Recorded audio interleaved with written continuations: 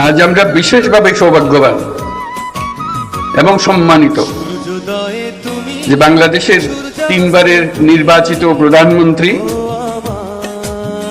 বীর মুক্তিযোদ্ধা শহীদ রাষ্ট্রপতি জিয়াউর রহমানের স্ত্রী খালেদা জিয়া আজ এখানে আমাদের মধ্যে উপস্থিত আছেন।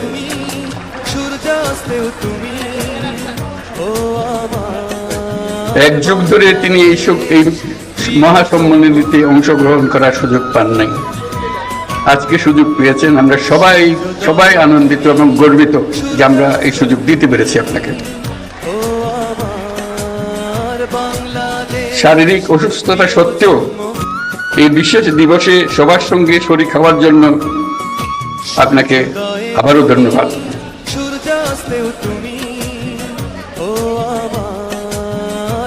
আমরা তার আশু রোগমুক্তি কামনা করছি এবং এই অনুষ্ঠানে বিশেষভাবে স্বাগত জানাচ্ছি।